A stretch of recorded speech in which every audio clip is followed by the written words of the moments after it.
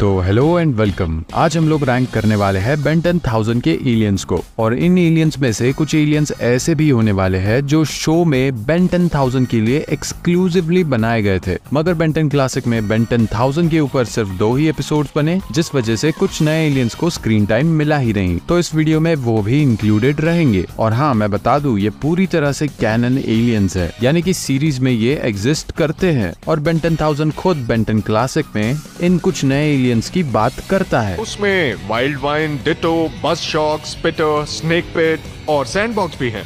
ओह, और shell head और topic भी।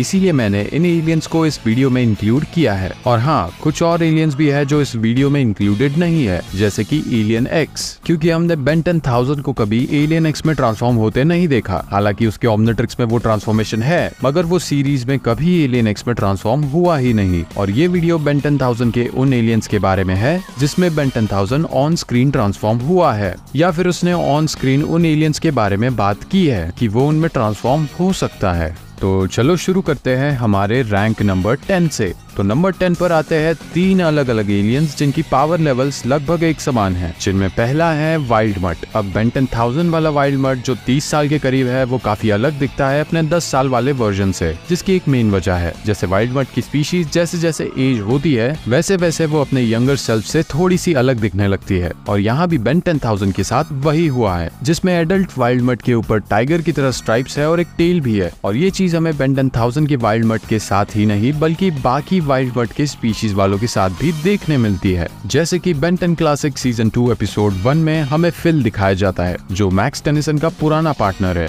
और इसी एपिसोड में वो कुछ ओल्ड वल्पीमैंसर्स को छोड़ता है जो वाइल्ड मट के ही स्पीशीज के है। और इस एपिसोड में तुम क्लियरली देख पाओगे कि ये वल्पीमैंसर्स और वाइल्ड मट काफी अलग दिखते हैं। वो इसलिए क्योंकि यहाँ बेन का वाइल्ड मट काफी ज्यादा यंग होता है। और बेन 10,000 के वाइल्ड मट की बात की जाए तो ये साइज में भी 10 साल के वाइल्ड मट से ज्यादा बड़ा है, ज्यादा एजाइल, ज्यादा अग्रेसिव और ज्यादा स्ट्रॉन्ग भी है। तो अब हम रैंक 10 के दूसरे एलियन पर चलते हैं, जो है स्पिटर। असल में ये एलियन अपने मुंह से काफी स्पीड से एक लिक्विड सिक्रीट कर सकता है जो इलेक्ट्रिसिटी भी कंडक्ट करता है। और इसके मुंह से स्लाइम के निकलने की स्पीड 600 किलोमीटर प्रति घंटे की रफ्तार से भी ज्यादा होती है। और इतना प्रेशर किसी भी सामने वाले को क्रश करने के लिए काफी है। और हमारे रैंक 10 का तीसरा एलियन है स्टिंग फ्लाई, जिसके पास अपने 10 साल के वर्जन से ज्यादा बड़े स्टिंगर्स है, और ये ज्यादा तेज भी उड़ सकता है। प्लस इसके पास 360 विजन भी है, क्योंकि ये अपनी आंखों को हर डायरेक्शन में मूव कर सकता है। और इसके बड़े स्टिंगर होने की वजह से इसकी अटैक पावर 10 साल के स्टिंग फ्लाई से कहीं ज्यादा है। और अब बारी है हमारे नंबर 9 की। 9th रैंक पर कुछ ऐसे एलियंस है जिनकी स्पेशलिटी है ड्यूरेबल होना। और इस रैंक पर मैंने 3 एलियंस को रखा है, जिसमें से पहला है डायमंड हेड। अब यहाँ 30 साल वाला डायमंड हेड 10 साल वाले डायमंड हेड से काफी ज्यादा स्ट्रॉन्ग होगा, क्योंकि बेन इस ट्रांसफॉर्मेशन को बहुत फ्रीक्वेंटली यूज करता है। और ये उन कुछ ट्रांसफॉर्मेशन में से एक है जिसने विलगैक्स को हराया है। और इन सब के बाद डायमंड हेड की सिर्फ एक ही कमजोरी है, वो है सोनिक अटैक, जिसकी वजह से डायमंड हेड के क्रिस्टल्स क्रैक होने लगते हैं। रैंक 9 पर हमारा दूसरा एलियन है कैनन बोल्ट, जिसके पास भी बहुत ज्यादा ड्यूरेबिलिटी है, लेकिन सिर्फ तब तक जब तक ये अपने शेल के अंदर है, यानी कि जब तक ये बॉल के फॉर्म में है। ड्यूरेबिलिटी के अलावा कैनन बोल्ट के पास एनहांस्ड सेंसेस भी है, जिसकी मदद से वो बॉल बनने के बाद भी अपने आसपास की चीजों का अंदाजा लगाता है और अपने आप को नेविगेट करता है। इसके बाद इसकी बॉडी काफी बाउंसी है, जिसकी वजह से ये बॉल की तरह इधर उधर फुदकते रहता है। और उसके ऊपर से उसका हार्ड शेल, जो स्पीड से आने पर उसे काफी ज्यादा खतरनाक बना देता है। मगर कैनन बोल्ट के ड्यूरेबिलिटी की भी एक लिमिट है, जैसे कि एलियन एक्स जैसे स्ट्रॉन्ग एलियंस कैनन बोल्ट को आसानी से अपनी फिजिकल स्ट्रेंथ से रोक सकते हैं। और हमारे रैंक नंबर 9 का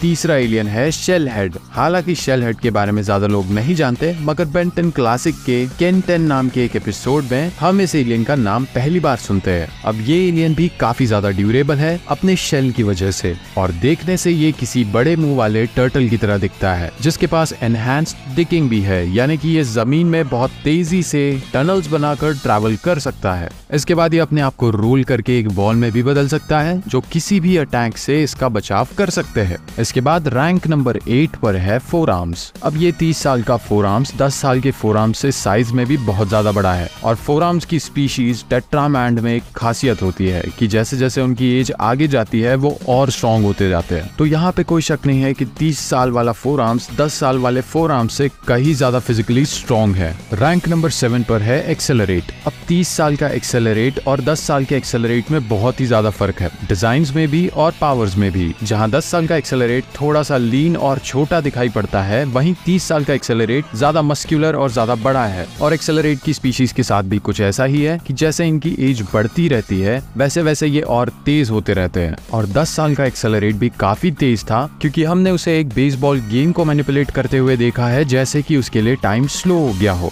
मगर 30 साल का एक्सेलरेट इससे भी कहीं ज्यादा आगे निकल चुका है, जैसे कि वो पूरे प्लैनेट के चक्कर कुछ सेकंड्स में लगा सकता है। और सेकंड से मेरा मतलब 3 या 4 सेकंड्स नहीं, बल्कि 30 से 40 सेकंड्स है। और इसी स्पीड से बेंटन 1000 अपने प्लैनेट की पेट्रोलिंग किया करता था। और अगर 30 साल के एक्सेलरेट के पास इतनी ज्यादा स्पीड है तो उसकी बॉडी बहुत ज्यादा टफ होनी चाहिए। रैंक 6 पर कुछ ऐसे एलियंस है जो अपने शरीर से कुछ न कुछ जनरेट कर सकते हैं। और इस रैंक पर हमारे पास 3 अलग एलियंस है, जिसमें से पहला है हीट ब्लास्ट। अब 30 साल का हीट ब्लास्ट अपने 10 साल के हीट ब्लास्ट वर्जन से ज्यादा फायर पावर रखता है। इसकी फायर पावर इतनी ज्यादा है कि ये कुछ ही सेकंड्स में किसी भी चीज को मेल्ट कर सकता है। और पायरोनाइट्स यानी कि हीट ब्लास्ट की स्पीशीज अपनी पूरी जिंदगी अपने एबिलिटीज को परफेक्ट करने में बिताते हैं, क्योंकि जैसे जैसे इनकी भी एज बढ़ती है इनकी एबिलिटीज और भी ज्यादा मैग्नीफाई होना शुरू हो जाती है। और फन फैक्ट, पायरोनाइट्स बेंटन में कुछ ऐसे एलियंस में से एक है जो कपड़े नहीं पहन सकते और इनकी पूरी स्पीशीज वाले नंगे घूमते हैं, क्योंकि ये खुद एक प्लैनेट पर नहीं बल्कि एक स्टार पर रहते हैं। और रैंक 6 पर हमारा दूसरा एलियन है बज़शॉक।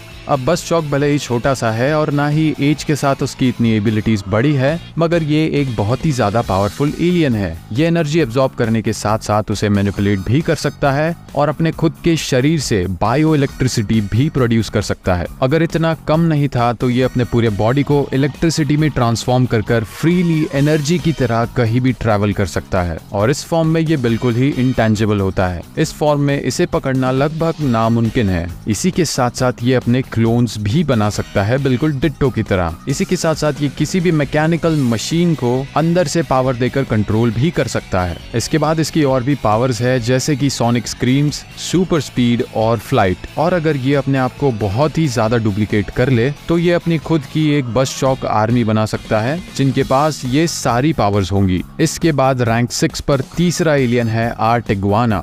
आर्टिग्वाना भले ही दिखने में उतना खास नहीं है, ना ही इसके पास उतनी ज्यादा स्ट्रेंथ है, ना ही उतनी ड्यूरेबिलिटी, बट इसके पास एक ऐसी चीज है जिसकी वजह से ये 6th रैंक डिजर्व करता है, और वो है आइस बीम। और ये आइस बीम्स बिग चिल के फ्रीज अटैक से भी ज्यादा इफेक्टिव है, जो किसी भी चीज को इंस्टेंटली फ्रीज कर सकती है। प्लस इस आइस बीम का प्रेशर इतना ज्यादा है कि आर्टिग्वाना उसे यूज करके थोड़ी देर के लिए लेविटेट भी कर सकता है। आगे रैंक नंबर 5 पर हमारे पास 2 और एलियंस है जो अपने रीजनरेटिव एबिलिटीज के लिए जाने जाते हैं, जिसमें से पहला है स्नेरो। अब ये एलियन रैंक 5 पर इसीलिए है क्योंकि इसके पास एनहांस्ड रीजनरेटिव कैपेबिलिटीज है, यानी कि ये अपने बॉडी के किसी भी हिस्से को आसानी से रीग्रो कर सकता है, और किसी न किसी तरह से अगर इसका कुछ भी पार्ट अगर बच जाए तो ये अपने कंप्लीट डिस्ट्रक्शन को भी सरवाइव कर सकता है। प्लस स्नेरो काफी ज्यादा फ्लेक्सिबल है और रबर की तरह भी है, जो इसकी पावर्स को बहुत सारे एप्लीकेशंस देता है। इस सब के ऊपर स्नेरो मैजिक भी यूज कर सकता है, मगर बेंटन 1000 ने अपने ट्रांसफॉर्मेशन स्नेरो को कभी मैजिक के लिए ट्रेन ही नहीं किया। इसी के साथ नंबर 5 पर एक और एलियन है जिसे कहते हैं सैंडबॉक्स, और ये एलियन एक्सक्लूसिवली बेंटन 1000 के एपिसोड्स के लिए बनाया गया था,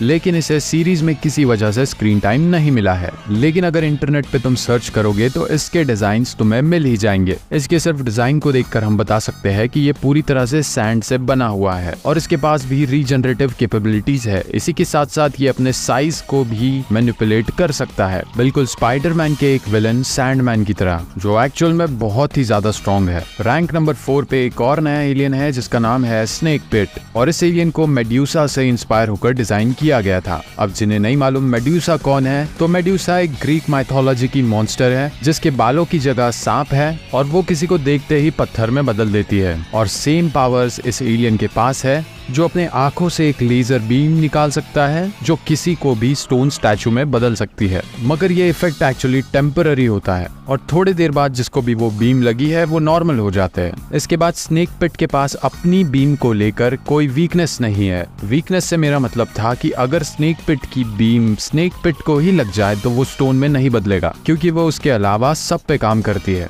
नंबर 3 है वेबिग। अब वेबिग तो पहले से ही बहुत ज्यादा बड़ा है और 30 साल के वेबिग को 10 साल के वेबिग से थोड़ा और बड़ा होना चाहिए, क्योंकि 30 साल के वेबिग की एक्चुअल हाइट हमें नहीं पता है और अगर 30 साल का वेबिग ज्यादा बड़ा होगा तो ज्यादा स्ट्रॉन्ग भी होगा। नंबर 2 पर है टोपिक। अब भले ही इस एलियन के पास कुछ भी ना हो, ना ही आइस बीम, ना ही फायर, ना ही इलेक्ट्रोकाइनेसिस, ना ही बड़ा साइज और ना ही रीजनरेटिव पावर्स, मगर इस एलियन के पास एक साइकोलॉजिकल पावर है और वो पावर ट्रिगर होती है इसका फेस देख लेने से। तो जो भी जीव इसका चेहरा देखता है वो अपने प्राइमल फियर्स को ट्रिगर करवा लेता है। प्राइमल फियर से मेरा मतलब था वो डर जो एवोल्यूशन के शुरुआती स्टेजेस में जीवों के अंदर पनपते हैं, जैसे चूहा एक बिल्ली से डरेगा या सांप एक ईगल से, और ये डर हर स्पीशीज में होता है, इवन सेलेस्टियल सेपियंस में भी। और पूरे बेंटन में ऐसी कोई स्पीशीज नहीं है जो टोपिक का फेस देखकर डर नहीं सकती। हाँ, और यहाँ पे क्वांटुमेलिया और नाइलजियंस शायद एक्सेप्शन है, क्योंकि ये लोग तो एक्स्ट्रा डायमेंशनल एलियंस हैं और मुझे नहीं पता कि इनके पास प्राइमल फियर्स है भी या नहीं, और ना ही ऐसा कुछ इनके बारे में कभी बताया गया है। Rank number 1 Atomics. अब इन सबसे ज्यादा स्ट्रॉन्ग और सबसे ज्यादा पावरफुल एलियन एटॉमिक्स ही है, इवन टोपिक से भी ज्यादा स्ट्रॉन्ग, क्योंकि ये एक रोबोटिक ह्यूमनॉइड एलियन है। एटॉमिक्स की स्पीशीज के बारे में कोई भी इंफॉर्मेशन अवेलेबल नहीं है और ना ही एटॉमिक्स की ज्यादातर पावर्स के बारे में। जो भी हमने देखा है वो है फिजिकल स्ट्रेंथ, एनर्जी मैनिपुलेशन और न्यूक्लियर एनर्जी खुद से जनरेट करना, ना कि कहीं से एब्जॉर्ब करना। इसके बारे में एक और फैक्ट है कि अगर ये इनफ एनर्जी जनरेट करता है तो ये एक सन के जितना बड़ा स्टार भी क्रिएट कर सकता है। तो तुम इमेजिन कर सकते हो कि इसके अंदर की एनर्जी कितनी ज्यादा होगी। लेकिन अपने अंदर की एनर्जी को ज्यादा यूज करने के बाद इसका स्टैमिना थोड़ा कम होने लगता है, जो फिलहाल उसमें इकलौता माइनस पॉइंट है। और बाकी सारी चीजों से इसे कंपेयर किया जाए तो ये एलियन बेन 10,000 का सीरीज में दिखाया हुआ सबसे स्ट्रॉन्ग एलियन है। हालांकि इससे भी स्ट्रॉन्ग एलियंस बेन 10,000 के पास होंगे, मगर वो सीरीज में उनमें ट्रांसफॉर्म नहीं हुआ है, ना ही उनकी उसने बात की है। अब ये वीडियो सिर्फ क्लासिक वाले बेन 10,000 के ऊपर ही था, ना कि अल्टीमेट बेन 10,000 या ओमनिवर्स वाले बेन 10,000 के ऊपर। लेकिन अगर तुम चाहते हो कि मैं बायोमनिट्रिक्स वाले फ्यूजन एलियंस को भी रैंक करूं तो इस वीडियो को प्लीज एक लाइक कर दो, इससे चैनल को भी एक बूस्ट मिल जाएगा और फिर मैं बायोमनिट्रिक्स एलियंस के ऊपर भी एक अलग वीडियो बना दूंगा। तो बस इतनी ही थी वीडियो, अब मैं चलता हूँ, मिलूंगा तुमसे अगले वीडियो में, तब तक के लिए गुड बाय।